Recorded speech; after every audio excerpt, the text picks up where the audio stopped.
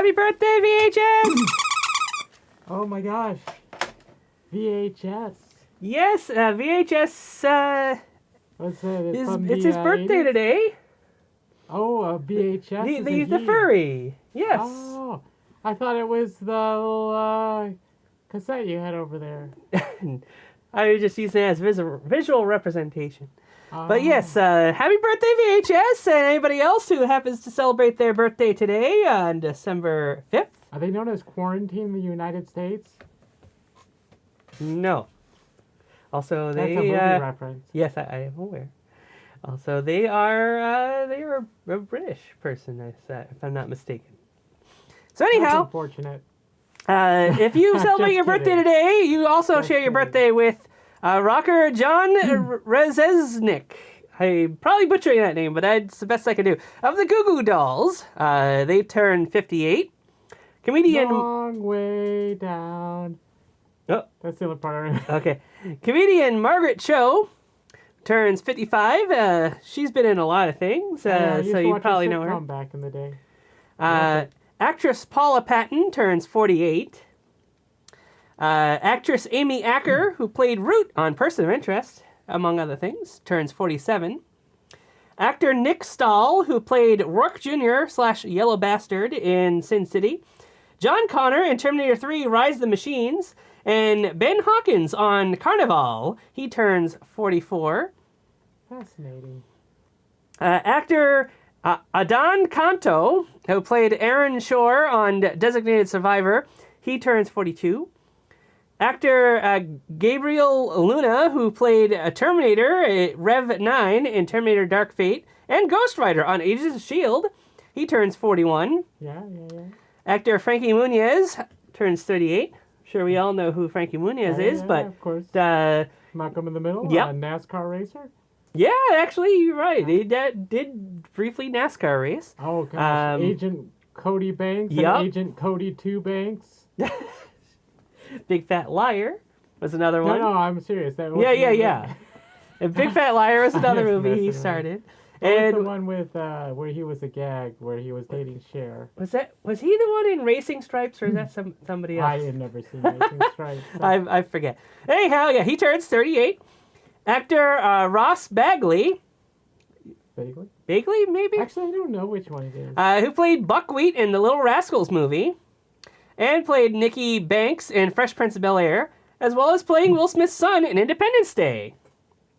His character, I mean. But it's like, if you've seen Independence Day, he's the little boy that is trying to point out to his parents that there's aliens. He's got to go shoot the aliens. Yeah, sure. Until they see the giant thing blocking out the sun. But yeah, he turns 35. And Taz Skylar, born Tarek Yassin Skylar, plays Sanji on Netflix's One Piece. Neat. He turns 28. And lastly, for those of the living variety, Fox and Dashiell Messett, who both play Tommy Fuller Jr. on Fuller House. They both turn 9. Cool. Now on to the list of those who have long since passed away. We've got Pope Julius II, who commissioned Michelangelo to paint the Sistine Chapel. He was 69 when he passed away. And if he were somehow alive today, through some miracle of divine intervention, he'd be 580.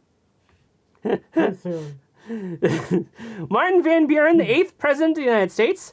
He was 79 when he passed away. If he were alive today, he'd be 241. U.S. General George Armstrong Custer.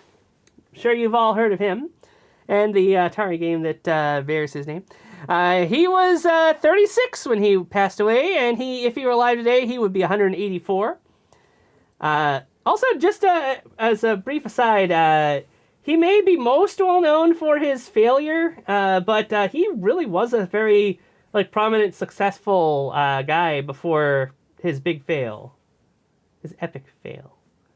I know all the history. Next, Fritz Lang, a director of the legendary film Metropolis, among many others. He was 85 when he passed away. If he were somehow alive today, he'd be 133. Wasn't enough Superman in that movie. Walt Disney, I'm sure everybody watching this is familiar with who Walt Disney is or was. Or is he? I mean, we don't actually believe he's... No. Okay. So he was 65 when he left this world. If he were somehow alive today, he'd be 122. He'd also be canceled. Yeah, he probably would be. Canceled and removed from the company by this point. And lastly, musician and singer Little Richard. Born Richard Wayne Penniman, which I did not know. He was 87 when he passed away, and if he were alive today, he'd be 91. Oh, good God, So, yeah. Miss Molly. Little Richard, the only one on here of these late people who potentially could have lived to be the age he could be. He could have still potentially been around. He was one of those that when he came out, it was like, no, really? We all knew already. What are you talking about? Little Richard. What about him? Flamboyant as heck. Yeah. When he came out, it was like... Are you saying you can't... You saying he's... What? You saying he's gay? What is this the symbol for gay? I don't know. I don't have a gay flag handy. He was very gay. Okay, all right. He was as gay as the day is long. Which is not very long right now. At least in America, anyway. Days are a conspiracy. Is that like birds? Birds aren't real. Yeah, Or pigeons? Is it pigeons or birds? Anyway, so those are the people who share your birthday. And now for events that happened on your birthday. In 1360, yeah, that's a long time ago, the French franc is created.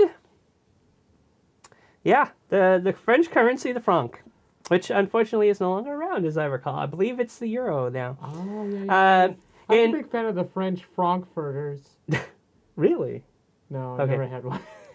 In 1492, Christopher Columbus is the first European to sight Hispaniola, or modern Dominican Republic and Haiti. Moving on. In 1623, the first copies purchased of William Shakespeare's first folio collecting his plays posthumously into one volume, bought by Edward Dering. Oh, yeah, I remember I took a Shakespeare class in college. Really? Yeah, I never bought the textbook, so the teacher's like, well, you can borrow mine for this class. So I was using it. It was an older whatever. Yeah. It was an older model.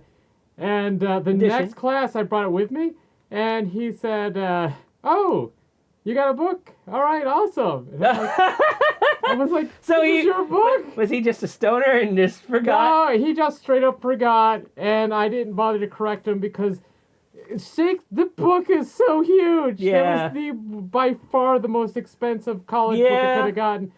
So I used it for the entire class, and then the last day, I went, after the last day, I went to his office. He wasn't there, so I just left it by his door. All right. Well, there you go. In 1792, George Washington was reelected as United States president. In 1804, Thomas Jefferson is reelected as U.S. president, and George Clinton is vice president. Oh, yeah, Parliament Funkadelic. No, not really. different Red guy. light, neon light. Pretty sure our what would that be? Third vice president was not a black guy. I think we'd all have learned about that in history class. Crazy braids? But in 1831, former U.S. President John Q. Adams takes his seat as a member of the House of Representatives. Neat. And in 1832, Andrew Jackson is reelected as U.S. President after defeating Henry Clay. There's a lot of Donald guys here. Now, apologies to all those who don't live in the United States like VHS. It's just all happened to coincide with your birthday, and it's pretty historic that this stuff happened. Also, I'm not exactly sure what year, but at some point we changed our election period to the start of the year instead of the end, I guess. So that's why all these early presidential things were happening at this time. Anyhow, in 1846, C.F. Schoenbein obtains patent for cellulose nitrate explosive. Neat. No idea what that's used for, but thought that was interesting. In 1847, Jefferson Davis is appointed to fill the vacant U.S. Senate seat for Mississippi. In 1848, U.S. President James K. Polk triggers the gold rush of 1949 by confirming a gold discovery in California. So blame him for the gold rush. There's gold in them thar hills. Indeed. Maybe not anymore. I think they got it all, or most of it. They did. In 1854, Aaron Allen of Boston patents the folding theater chair. Wow, I didn't realize they're that old. It's also one of those things where it's like you don't really think about that it must have been patented by somebody at some point. In 1876, Danielle Stilson of Massachusetts patents the first practical pipe wrench.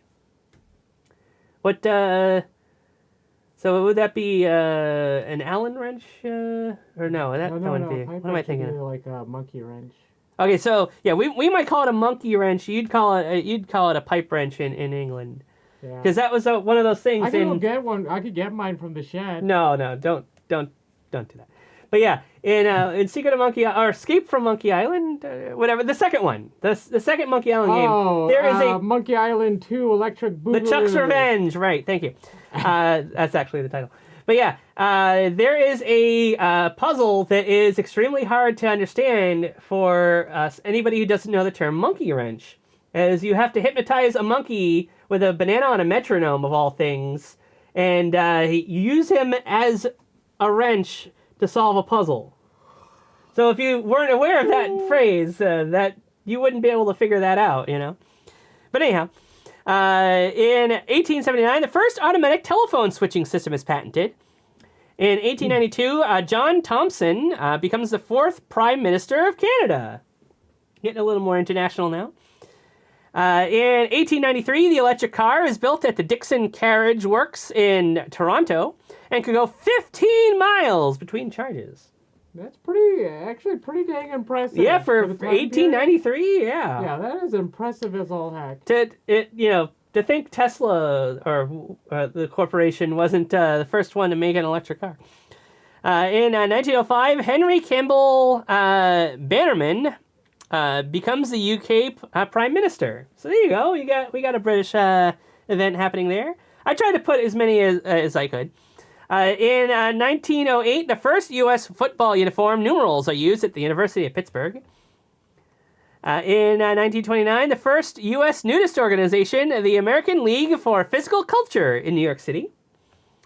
In 1932, German physicist Albert Einstein is granted a visa to enter America. Man, he's just entering America and already they're giving him a charge account. Go figure. In 1933, Prohibition ends in the United States when the 21st Amendment to the United States Constitution is ratified. The 18th Amendment is repealed at 5:32 p.m. Eastern Standard Time.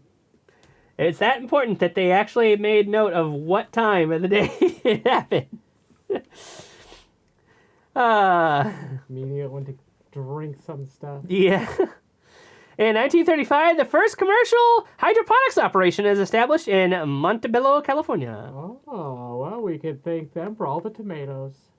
In 1946, U.S. President Harry Truman creates the Committee on Civil Rights by Executive Order number 9809. Or 9808. Why did I say 9? I like this show. It was trying to make a documentary on him. He was played by Jim Carrey, and he was living inside a television show. Oh. Took me way too long to get that one. In 1947, Joe Louis beats Jersey Joe Walcott in 15 for heavyweight boxing title. There were a few others in there, but I was like, everybody, Joe Louis is a pretty well-known name. I have to put him on there. In 1952, the Great Smog of London creeps in as still winds and cold temperatures cause pollution fueled by coal smoke to stagnate, lasting 4 days. It was desolation of smog. Yeah, it was actually a very bad disaster. But I was like, hey, it's probably a noteworthy thing that VHS may have learned about growing up, but maybe he didn't know that it happened on his birthday. In 1955, historic bus boycott begins in Montgomery, Alabama, by Rosa Parks and other civil rights activists. In 1974, the final episode of Monty Python's Flying Circus airs on BBC TV. It had ceased to be. Yes, indeed. In 1978, free agent Pete Rose signs 4-year, $32 million contract with the Phillies, becoming the highest-paid baseball player at the time. Also in 1978, Pioneer Venus 1 begins orbiting Venus. Imagine if it ended up orbiting a different planet by accident. Hey, baby, we got it. I'm your Venus. Oh. I'm your fire, your desire. I can't believe I didn't get that one sooner. In 1980, the Bank of Canada's Canadian Currency Museum opens. Oh. Be interesting to visit that someday. In 1985, the Dow Jones Industrial Average rose above 1,500 level for the first time. And probably never again. I don't know. In 1989, France TGV train reaches world record speed of 482.4 kilometers per hour. No idea what that is in miles. They didn't put it. But yeah, at least it's in a format that you're familiar with. In 1990, British Indian novelist Salman Rushdie appears in public for the first time in 2 years. Yeah. He's come up in these birthday things before. He got stabbed a bunch of times at the Stockwell Institute. I believe it said that he had threats on his life. That's why he was in seclusion. But he came out. And one of my coworkers who was working at the Stockwell Institution at the time was one of the first two people. He was the second person to jump on the attack or help defend against the attacker. That's right. I do remember you mentioning that. Very neat. In 1993, astronauts begin repair of the Hubble telescope in space. Neat.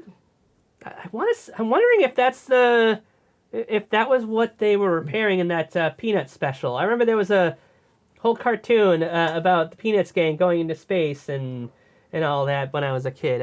It could be related to that. They were doing studies to figure out how to cure Koro Sensei. They snuck aboard the space station.